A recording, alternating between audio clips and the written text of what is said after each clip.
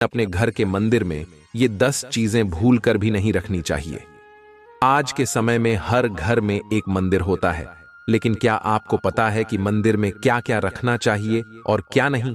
यह जानकारी आपके परिवार की तरक्की और माता लक्ष्मी के आशीर्वाद के लिए बेहद जरूरी है। यदि आपके घर के मंदिर में गणेश जी की मूर्ति या तस्वीर है, तो आपसे अनुरोध है कि यह वीडियो तुरंत देखें, ध्यान से सुनें, क्योंकि यह जानकारी आपके परिवार को बर्बादी से बचा सकती है। यह वो गुप्त बातें हैं जिन्हें लोग अक्सर छिपा कर रखते हैं, लेकिन जिनके बारे में जानने से परिवार में सुख, समृद्धि और धन की वृद्धि होती है। अगर आपने यह वीडियो पूरा देखा तो समझ लीजिए कि आपके घर में सुख शांति के साथ साथ माता लक्ष्मी का सदा निवास होगा। आज भी कई लोग मंदिर के सामने ऐसी हरकतें कर देते हैं जो उन्हें दुखों की ओर ले जाती हैं। अधिकतर ऐसा भी देखने को मिलता है कि पति पत्नी समय का ध्यान न रखते हुए जब चाहें घर के मंदिर के पास संबंध बना लेते हैं। ऐसे लोग अक्सर खुद को और अपने परिवार को बर्बाद कर लेते हैं। तो दोस्तों, इस वीडियो में हम जानेंगे कि वे कौन सी 10 चीजें हैं जिन्हें आपको अपने घर के मंदिर में नहीं रखना चाहिए। आइए बिना समय बर्बाद किए इस महत्वपूर्ण जानकारी की ओर बढ़ते हैं। वीडियो को छोड़ने से पहले घर में जो अपने मंदिर बनाकर रखा है उसमें से यह चीजें बिल्कुल हटा देना। इसलिए ध्यानपूर्वक देखना हम क्या बताने जा रहे हैं आपको। आज अगर आपके घर में मंदिर है और आप भगवान की पूजा करते हैं, तो आज यह वीडियो अपने मंदिर के लिए, अपने भगवान के लिए जरूर देख लेना। गलती से भी इस वीडियो को छोड़ मत देना, नहीं तो आपका घर पूरा बर्बाद हो जाएगा। वीडियो को हल्के में लेने की भूल बिल्कुल भी ना करें। घर परिवार बर्बाद होने से पहले ही बच जाएगा। आज भी भारत में ऐसे कई लोग रह रहे हैं जिन्होंने अभी तक घर के मंदिर में से यह चीजें नहीं हटाई हैं, और कुछ ऐसे भी लोग हैं जो घर का मंदिर अपने बेडरूम में ही बना रखा है। ऐसे में कई पति पत्नी ऐसे हैं कि बेडरूम में ही अपने घर का मंदिर, रूम में ही एक साथ पति पत्नी सोते हैं। कहने का मतलब यह है कि जिस कमरे में पति पत्नी एक साथ रहते हैं, एक साथ सोते हैं, एक साथ खाते हैं और दोस्तों एक साथ रात में संबंध बनाते हैं, जरा सोचकर देखिए, आपके बेडरूम में भगवान जी का मंदिर है और आप भगवान जी के मंदिर के सामने ही संबंध बनाना शुरू कर देते हो। भगवान जी के मंदिर के सामने इस तरह की हरकत करना बहुत गलत है। हम हाथ जोड़कर आपसे बोल रहे हैं कि कभी भी अपने बेडरूम में हो सके तो मंदिर नहीं बनाए। ऐसे नहीं बोल रहे हैं कि पति पत्नी को संबंध नहीं बनाना चाहिए।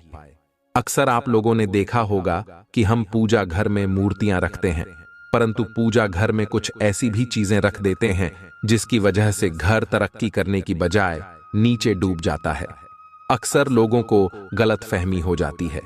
कुछ लोग ऐसे होते हैं जो वास्तुशास्त्र को हल्के में लेते हैं और घर में रखी चीजों को जहां पर रखना चाहिए वहां पर नहीं रख पाते हैं। इस वीडियो में हम जानेंगे उन विशेष चीजों के बारे में जिनका पूजा घर में होना बेहद आवश्यक है। अगर आप घर में सुख, समृद्धि और धन की कामना करते हैं, तो यह 3 चीजें पूजा घर में होना जरूरी है। स्वयं भगवान श्री कृष्ण ने बताया है कि प्रत्येक मनुष्य अपने घर में एक छोटा सा पूजा घर अथवा मंदिर जरूर बनाता है, जिसके अंदर वह अपने सभी प्रिय देवी देवता तथा उनसे जुड़ी महत्वपूर्ण चीजें श्रद्धा भाव के साथ रखता है। वह अपने मंदिरों में देवी देवताओं की तस्वीरें, पूजा पाठ का सामान आदि चीजें भी रखते हैं, परंतु हमारे शास्त्रों में मंदिर के अंदर कुछ चीजें रखना जितना फलदायक होता है, उतना ही कुछ चीजों का रखना अमंगल और अशुभ होता है। ये कुछ वस्तुएं ऐसी हैं जिनसे घर में नकारात्मकता बनी रहती है और लड़ाई झगड़े, क्लैश और नुकसान होता है। आज हम जानेंगे ऐसी ही अशुभ चीजों के बारे में जिन्हें कई लोग जाने अनजाने में घर के मंदिर में रख देते हैं। अगर आपके पास भी ऐसी चीजें रखी हुई हैं, तो उन्हें तुरंत वहां से हटाकर किसी दूसरे स्थान पर रख दें, परंतु पूजा घर में भूल से भी न रखें। लोग ऐसा इसलिए करते हैं क्योंकि उन्हें लगता है कि ये चीजें धार्मिक हैं और इनकी भी पूजा की जानी चाहिए। दोस्तों, भगवान श्री कृष्ण कहते हैं कि कलयुग में मनुष्य कुछ अशुद्ध चीजों को धार्मिक मानकर उनकी पूजा करेगा, जिसे शास्त्रों में वर्जित समझा गया है। भगवान श्री कृष्ण ने इसकी भविष्यवाणी पहले ही की थी। कि कलयुग में मनुष्य आधारवादी पख और धूप दान करेगा। दोस्तों, भारत की परंपरा मिट्टी से जुड़ी हुई है, इसलिए मंदिर में पारंपरिक मिट्टी का दीपक जरूर होना चाहिए। अगर आप मिट्टी का दीपक नहीं रख सकते हैं तो धातु के दीपक का उपयोग करें। अगर भगवान में आपकी आस्था ज्यादा हो तो आप उपला रखकर गुड़ और घी का धूप भी दे सकते हैं। ऐसा करने से घर में सुख शांति बनी रहती है। दूसरी चीज है स्वास्तिक। घर के मंदिर में यह जरूर होना चाहिए। आप इसे रोली से बना लें, क्योंकि स्वास्तिक आपके घर की शक्ति, सौभाग्य, समृद्धि और शुभता का प्रतीक समझा जाता है। यही मुख्य कारण है कि कोई भी शुभ कार्य करने से पहले स्वास्तिक का चिन्ह जरूर बनाया जाता है। तीसरी चीज है कलश। भगवान श्री कृष्ण कहते हैं कि कलश सुख और समृद्धि का प्रतीक है। अपने मंदिर में रोली कुमकुम से स्वास्तिक बनाकर उस पर मंगल कलश जरूर रखें। ऐसा करने से घर में सदैव समृद्धि बनी रहती है और ऐश्वर्य की प्राप्ति होती है। चौथी चीज है शंख। बहुत कम लोग जानते हैं कि शंख की उत्पत्ति समुद्र मंथन के 14 रत्नों के साथ हुई थी। इसी कारण से शंख महालक्ष्मी को अत्यंत प्रिय है। शंख की ध्वनि से सकारात्मक ऊर्जा का भी संचार होता है, इसलिए मंदिर में शंख जरूर होना चाहिए। शंख के घर में उपस्थिति से महालक्ष्मी भी प्रसन्न होती हैं और उस घर में कभी भी धन की कमी महसूस नहीं होती। पांचवी चीज है घंटी। मंदिर में घंटी जरूर देखी होगी, क्योंकि घंटी को शुभ समझा जाता है। इसलिए जब घर के मंदिर में घंटी की आवाज होती है, वहां का वातावरण शुद्ध और पवित्र बनता है। जिस घर में पूजा के दौरान घंटी बजाई जाती है, उस घर के आसपास की सभी नकारात्मक शक्तियां दूर हो जाती हैं और साथ ही सुख समृद्धि के द्वार खुलने लगते हैं। तो यह हैं वे वस्तुएं जिन्हें घर के मंदिर में जरूर रखना चाहिए। आइए अब जान लेते हैं कि घर के मंदिर में कौन सी चीजें कभी नहीं रखनी चाहिए। सबसे पहली बात, गणेश जी की विषम संख्या में मूर्ति। घर में कभी भी गणेश जी की मूर्ति 3 अथवा 5 ऐसी विषम संख्या में ना रखें। अपने मंदिर में गणेश जी की केवल 2 मूर्तियां रखें, इसे शुभ समझा जाता है। अगर आप अपने मंगल की कामना करते हैं तो गणेश जी की मूर्ति मुख्य द्वार पर अंदर की तरफ मुख करके लगा लें। कई लोग यह गलती करते हैं कि मुख्य द्वार पर गणेश जी की मूर्ति बाहर की ओर मुंह करके लगा देते हैं, जिससे उन्हें काफी परेशानियों का सामना करना पड़ता है। आप चाहें तो मुख्य द्वार के दोनों ओर गणेश जी की मूर्ति लगा दें या फिर मुख्य द्वार के अंदर की ओर लगाएं, परंतु खाली बाहर की ओर कभी भी नहीं लगानी चाहिए। दूसरी चीज, टूटे हुए चावल। अपने मंदिर में कभी भी टूटे हुए चावल ना रखें। इसके साथ ही पुराने चढ़ाए हुए चावल अधिक समय तक ना रखें। ये नकारात्मक ऊर्जा फैलाते हैं। यह बात भी ध्यान रहे कि आप मंदिर में रखने वाले चावलों का इस्तेमाल हल्दी में भिगोकर ही करें, अधिक शुभ परिणाम मिलेंगे। तीसरी चीज है पूर्वजों की तस्वीर। अगर आपके घर के मंदिर में अपने पूर्वजों की तस्वीर रखी हुई है तो उसे तुरंत वहां से हटा दें, क्योंकि वास्तुशास्त्र में पूजा घर में मृत परिजनों की तस्वीरें रखना अशुभ समझा जाता है। इससे अशुभ परिणाम प्राप्त होते हैं। मृतक परिजन पूजनीय और सम्माननीय होते हैं, किंतु उनका स्थान देवताओं के बराबर नहीं है। मृत परिजनों की तस्वीर पूजा घर के वातावरण को भी नकारात्मक बना देती है, जिसका अशुभ परिणाम हमें भुगतना पड़ता है। कई लोग साधु संतों की मूर्तियां अथवा साधु संतों की तस्वीरें भी पूजा घर में रख देते हैं, परंतु ऐसा करना अशुभ समझा जाता है। अगर आप किसी साधु संत को मानते हैं तो उनकी तस्वीर दीवार पर लगा सकते हैं, परंतु पूजा घर में भूल से भी ना रखें। भैरव जी और शनिदेव की मूर्तियां। घर के मंदिर में भैरव जी, शनिदेव अथवा काली माता की मूर्तियां नहीं रखनी चाहिए। इसी के साथ माता लक्ष्मी की खड़ी हुई मूर्ति की भी पूजा नहीं करनी चाहिए। माता लक्ष्मी सदैव ही बैठी हुई मुद्रा में होनी चाहिए। इस तरह से हमें पूजा घर में इन मूर्तियों को नहीं रखना चाहिए।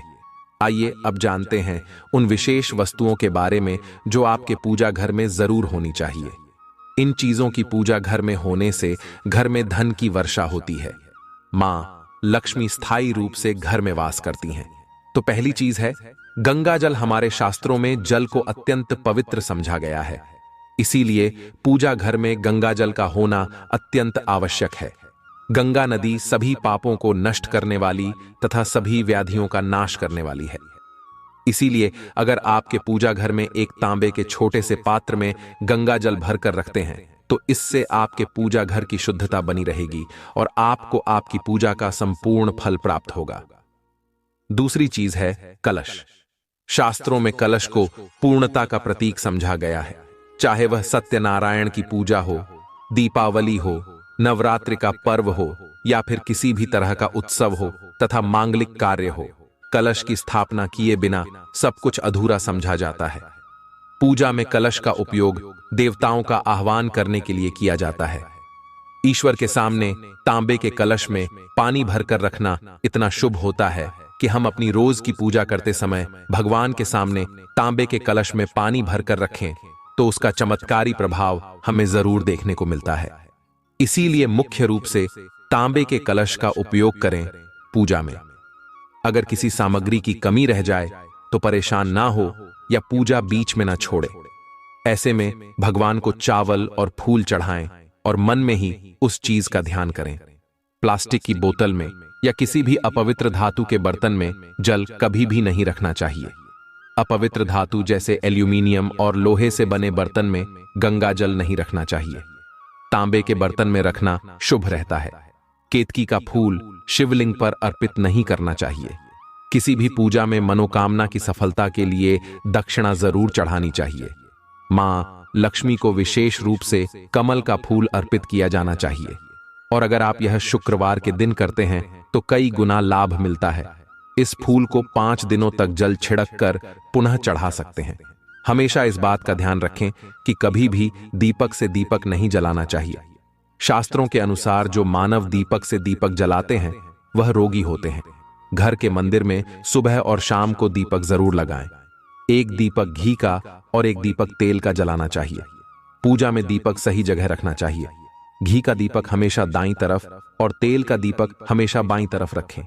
जलपात्र, धूप, दान जैसी चीजें हमेशा बाईं तरफ रखनी चाहिए। घर पर पूजा के समय खड़े होकर पूजा ना करें और ना ही सीधे जमीन पर बैठकर पूजा करें। पूजा करने से पहले हमेशा आसन बिछाएं और आसन में बैठकर ही पूजा करें। इसके साथ ही बिना सिर ढके भी पूजा नहीं करनी चाहिए।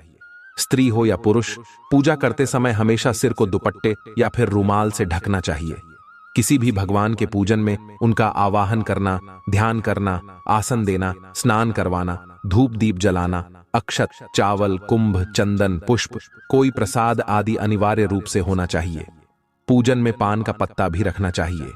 ध्यान रखें, पान के पत्ते के साथ इलायची, लौंग, गुलकंद आदि भी चढ़ाना चाहिए। दोस्तों, देवी देवताओं को हार, फूल, पत्तियां आदि अर्पित करने से पहले एक बार साफ पानी से जरूर धो लेना चाहिए। सभी तरह की पूजा में चावल विशेष रूप से चढ़ाए जाते हैं। पूजन के लिए ऐसे चावल का उपयोग करना चाहिए जो पूरे हों, यानी टूटे हुए न हों। चावल चढ़ाने से पहले इन्हें हल्दी से पीला करना बहुत शुभ समझा गया है। इसके लिए थोड़े से पानी में हल्दी घोल लें और उस घोल में चावल को डुबोकर पीला किया जा सकता है। पूजन करते समय इस बात का विशेष ध्यान रखें कि पूजा के बीच में दीपक बुझना नहीं चाहिए। ऐसा होने पर पूजा का पूर्ण फल प्राप्त नहीं हो पाता है।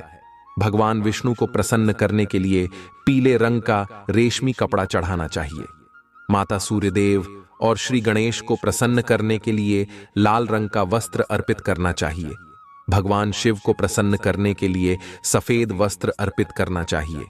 किसी भी तरह के पूजन में कुल देवता, कुल देवी, घर के वास्तु देवता, ग्राम देवता आदि का ध्यान करना भी आवश्यक है। इन सभी का पूजन भी करना चाहिए। पूजन में हम जिस आसन पर बैठते हैं उसे पैरों से इधर उधर खिसकाना नहीं चाहिए। आसन को हाथों से ही खिसकाना चाहिए। यदि आप प्रतिदिन एक दीपक भी घर में जलाएंगे तो घर के कई वास्तु दोष भी दूर हो जाएंगे। सूर्य, गणेश, दुर्गा, शिव और विष्णु ये पंच देव कहलाते हैं। इनकी पूजा सभी कार्यों में अनिवार्य रूप से की जानी चाहिए। प्रतिदिन पूजन करते समय इन पंच देव का ध्यान करना चाहिए। इससे लक्ष्मी कृपा और समृद्धि प्राप्त होती है। तुलसी के पत्तों को अर्पित किया जाना चाहिए और अगर आप यह शुक्रवार के दिन करते हैं तो कई गुना लाभ मिलता है। इस फूल को 5 दिनों तक जल छिड़क कर पुनः चढ़ा सकते हैं।